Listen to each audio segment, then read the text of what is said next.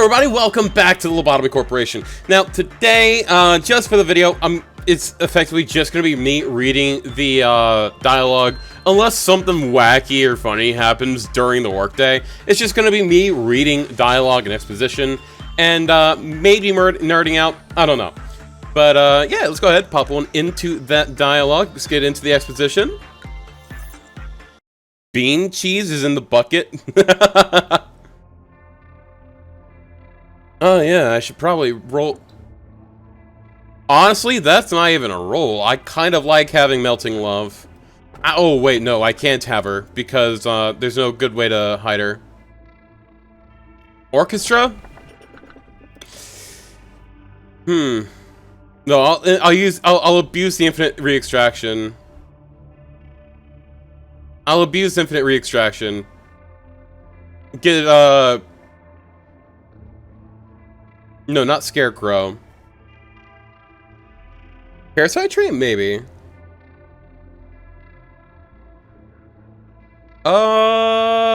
Yeah, I'll take Burrowing Heaven.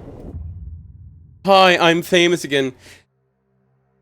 They say the world was a place where one couldn't find happiness with their own way of life anymore. That it was a world where everyone had to fool themselves into thinking that fitting into a structured mold was happiness. Nobody sought history or religion anymore. No one needed those pillars. Under the guise of new innovations that were needed in the world, companies emerged using technologies known as singularities. Born to shit, forced to wipe. Production of a permanent food supply, the manufacturing of customized living creatures, transportation of cargo at speeds that would seem like teleportation, artificial intelligence that was more real than people, the technology to preserve the present by binding time et alia. Similar to the food chain, small companies began to disappear, or were eaten by the larger companies. At some point, they were called the wings of the world, and soon a head rose to control these wings. People started to derive their purpose for existence from belonging to the wings. However, the truth was everyone was slowly melting like the wings of Icarus. They may appear to be encouraging the development of the world for the better, but their nature is no different from ours. There's always a price to pay. Any sane person would know that the deeds the wings commit in the name of the betterment of society are in fact the most humiliating aspect of these corporations. They are the disgrace of the world and its people. God, I love this. It's like they made this to be a biblically accurate angel, and then derived their lore off of it.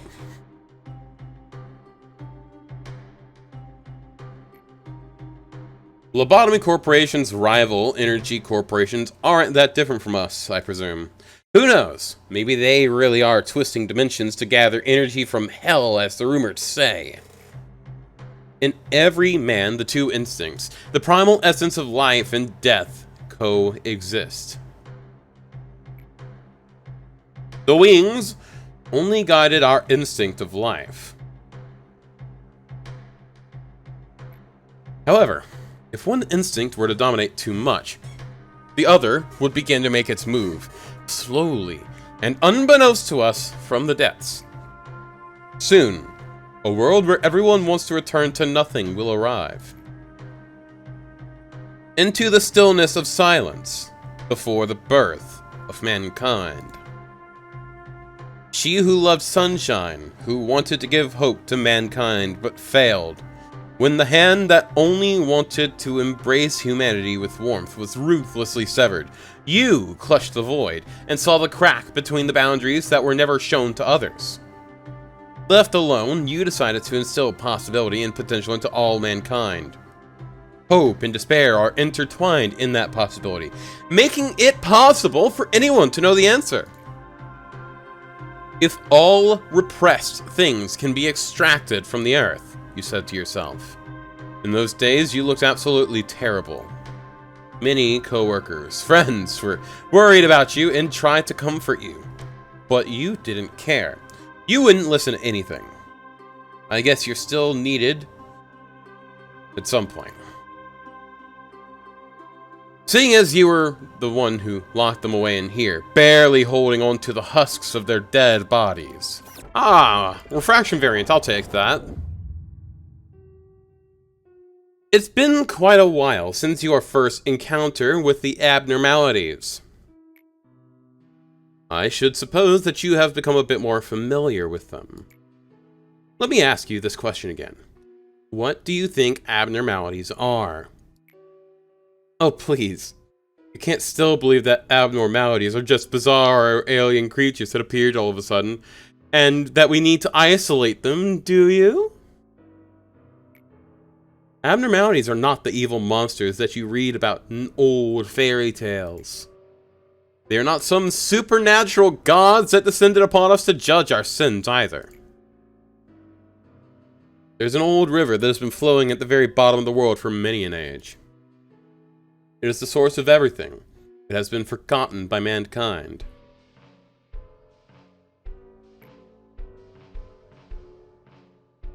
Nobody knew of its existence, but somewhere in the world there are very small gaps or holes. It is through this which the river gently finds itself a stream. And here's Big Bird.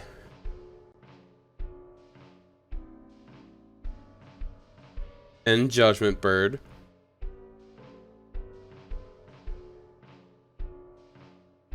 Where's Punishing Bird? I don't see Punishing Bird.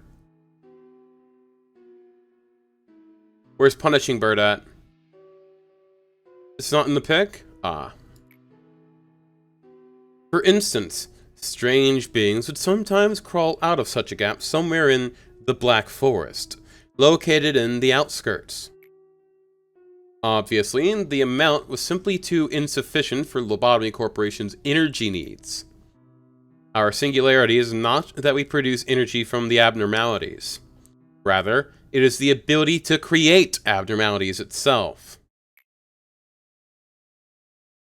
Their forms were incomplete because they came from a forgotten place. We were scared of them because they were incomplete. It is because of that terror that they have been sealed underground. However, abnormalities are part of the seed. That's what I meant by possibility. The seed is not something that can be made in just a day or be created on its own. We realized that if we wanted to fix a broken system, we couldn't just sit around in a sunny spot waiting for the clouds to part. What should we do after planting the seeds, you ask? We can't control the entire process. We have to leave them to sprout on their own. Aren't we allowed that much hope at least? The idea that I am sitting at the bottom, oblivious to what is happening up there. It is an idea you might think of as true.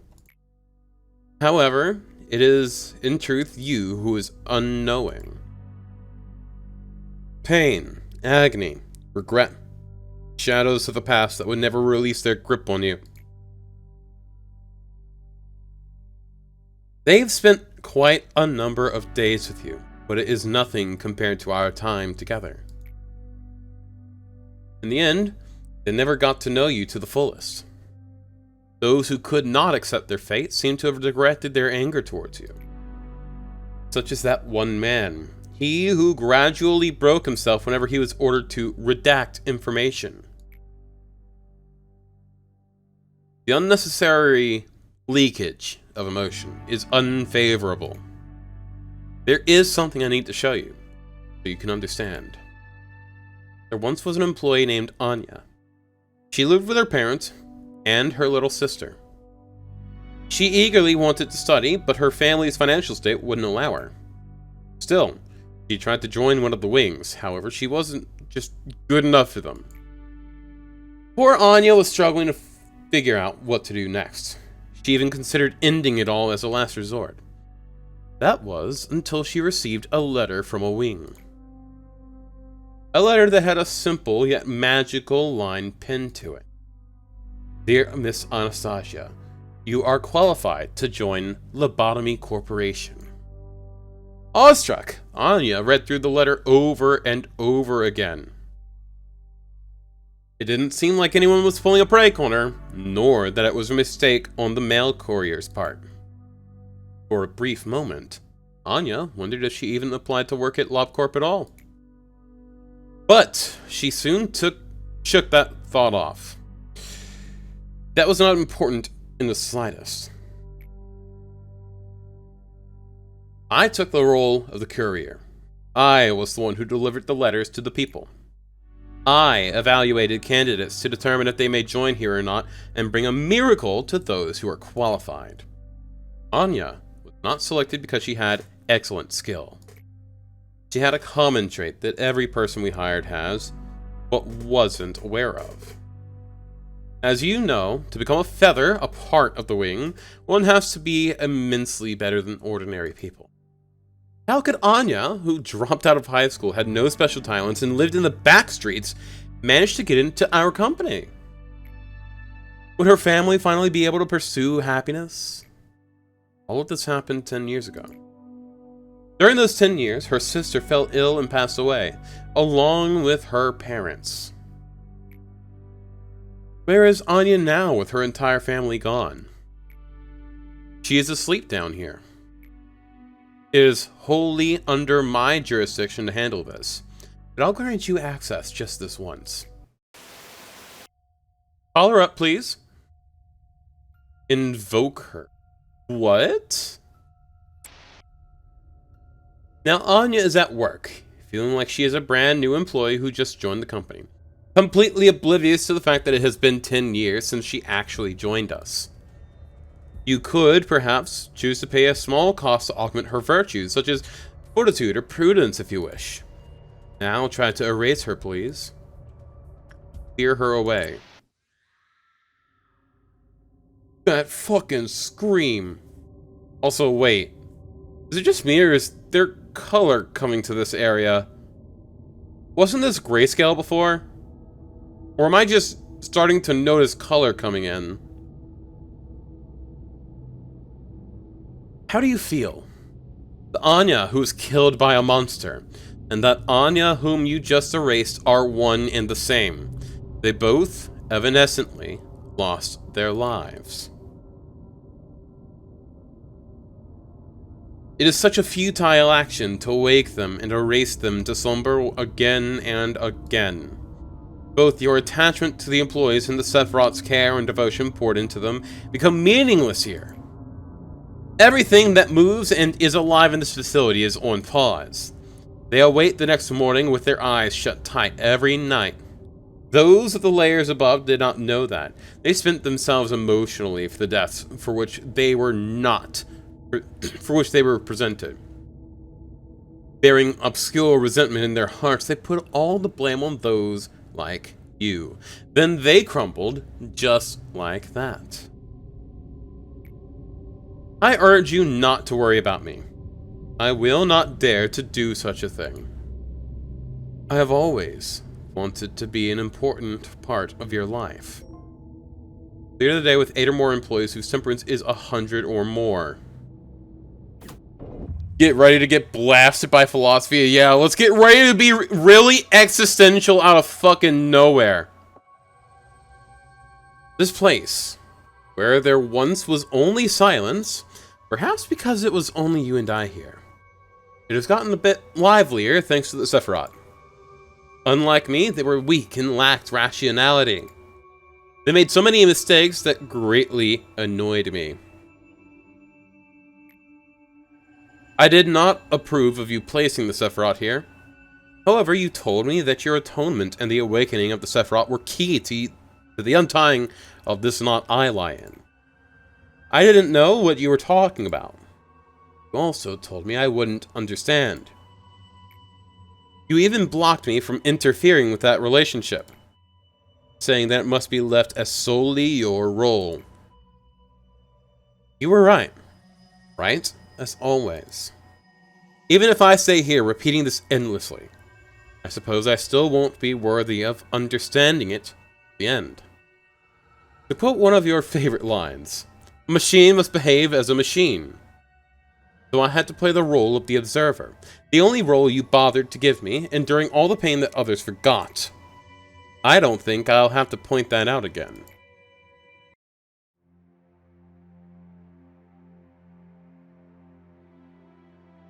Erstwhile, the world in which you stayed was once luminous. There was the sun and the moon. There's your screech! And also the clouds and winds that floated around them. It was a world of light, so to speak. But you couldn't stay there. You were robbed of innumerable things. You lived with a broken heart, clinging to the void where pieces of your heart used to be. No one could understand your pain, nor embrace you. Eternal loss dominated you. I was one of the thieves who robbed you of countless things. While I was at the top of the world, I watched you and looked down on your struggle. Not just you. Wait, did I? Nope, I didn't skip something on accident. I have seen many others that struggled. Those attempts were no less futile than an insect writhing. All I had to do was simply stomp on them a couple of times. But among them, there were some who would grit their teeth and climb up, dragging their broken bodies. It seemed that this was going to be another fun little trip, so I would drink a cup of tea before leaving with light steps. But as you can see, an unexpected encounter with the Red Mist got the best of me. And then you inflicted as much suffering upon me as I to you, did you not? You were familiar with how to break the mind without utilizing torture or violence. After everything was done, you gathered up every little bit of what was left of my humanity. And you threw them into this pit, until even my spirit soured and rotted. Maybe you told yourself that I deserved worse than that. Therefore, you're an upholder of justice who has defeated the evil, no? Then I must ask, why is that grand and righteous upholder standing here making himself out as a prisoner like I? And what happened with that coward, the one who with fear averted his gaze from my dying one? Why is he down here suffering the same punishment as I? See, there cannot be a sight more satisfying than this for me. Is this all that idealism of hers came to be? You've dragged down your heroine with your own hands.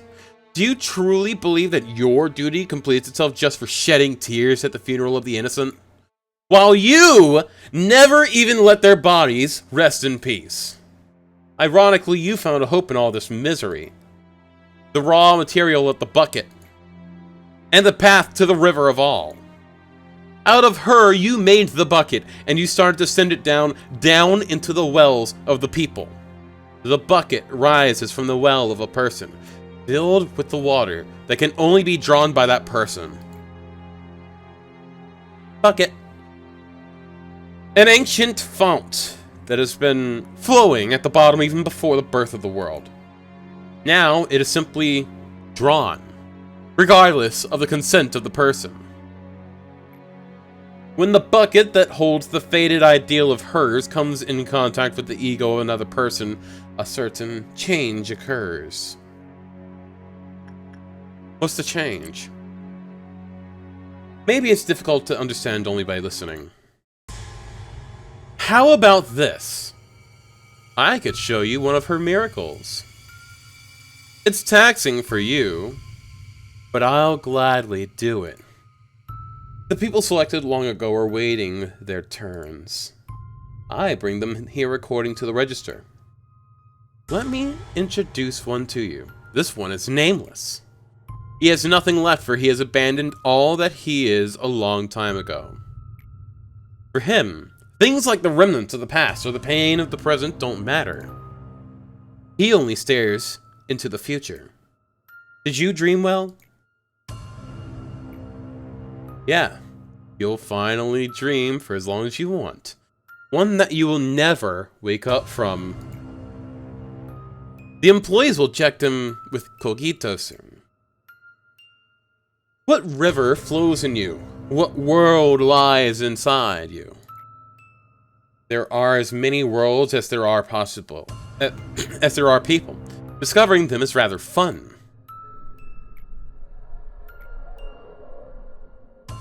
Oh god. No one must see this. Oh my god, her face! That is why they adjust the level of cogito according to my orders, keeping their eyes and ears covered. Nobody should make direct eye contact with the drawn. But I can never dare to look away from him or to close my eyes, no matter how unbearable it may be. In the eyes of the drawn, there are the abysses that only I can endure, and there are the things that shouldn't exist in this world. This is the punishment that you've obligated me to endure. A normal person would have gone mad thousands of times over if they had to put up with this. Thanks to you, I cannot even be graced with insanity or lose my mind. All I can do is capture all of it in my eyes. Now, we wait. Will it rise anew, or is it destined to be stuck in this pillar and spend eternity with me down in this place? We just need a little more time to find out. Now, do you finally realize what all these pillars contain? Well, consider yourself lucky today. At times, when the level of cogito is adjusted inadequately, some things that shouldn't exist come up as fragments. How funny that I say this, but they're like an adverse reaction that has its price for doing something unspeakable to a human being. Yeah, the noise was gross as hell. The bucket can rise with some impurities mixed in, with what we usually draw, such as the abyss within humanity, the subconscious, and all kinds of possibilities. From the past, the present, even from the future, all kinds of beings that have existed and will exist in this world. Given that they're outside our dominion, there's nothing we could do to govern them. They float around aimlessly, resonating with the abnormalities, and manifesting themselves in front of us when the moment comes. They are what you call the ordeals. Thankfully, they react to the Clyfoth deterrence, so we can put them to sleep like the abnormalities. But that's all we're able to do. Sea of Souls from Persona? Kind of. Getting that vibe, but much different. Yes, as you've learned, extracting abnormalities is my job. But creating them is Carmen's, whom you buried a long time ago. She is the mother of all abnormalities that have existed in this facility and of all that will emerge in the future. Tell me, how do you feel now that you know that those abnos that you faced above were part of these pillars? It's an agonizing sight to confront, but it doesn't matter to you, not at all. Or am I wrong? After all, erasing your memories and running away from them as if nothing had happened is your age-old specialty.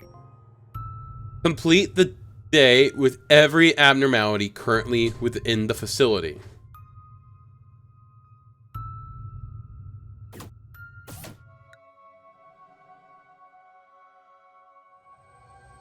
Your scenario is reaching an end soon.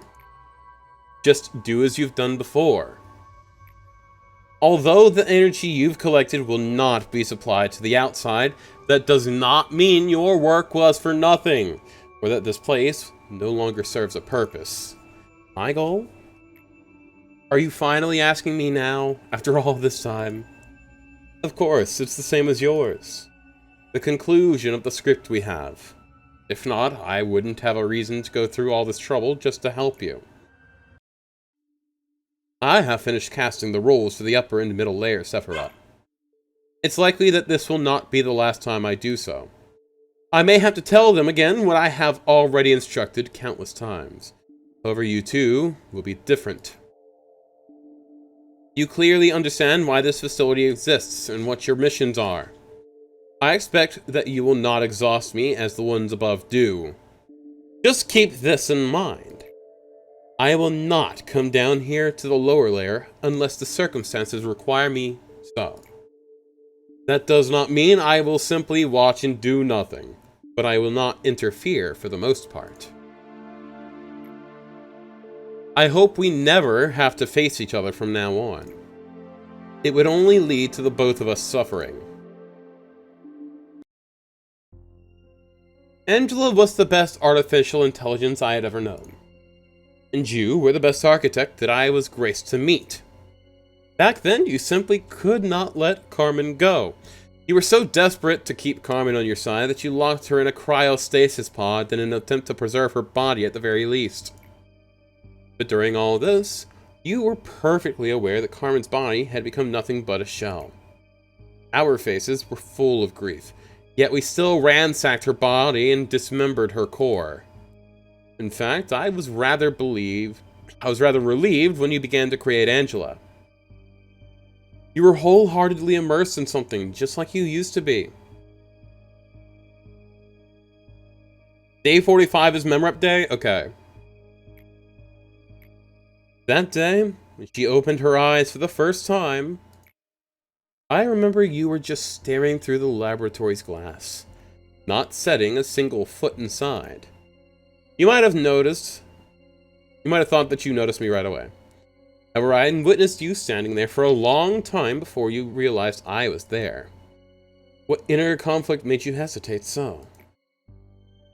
What did you think after seeing that piece of humanoid machinery who did not display the warm smiles and gentle laughter Carmen had so naturally? I told you in so many words that no matter how many AIs, such as Angela, you create, none of them will ever be Carmen. Now, poor Angela is merely assigned to direct us from a distance as we go through the motions of the play. If there is one thing I may have mistaken myself over, it is that I had thought you overcame everything. The truth is that you never have. Clear the day with 10 or more employees whose justice is 100 or higher. Much love and safe stay. If you guys enjoyed the stream, enjoyed the video, make sure you like, comment, subscribe to all those wonderful things in the down there. And I am out. I'll see you guys later. Bye-bye!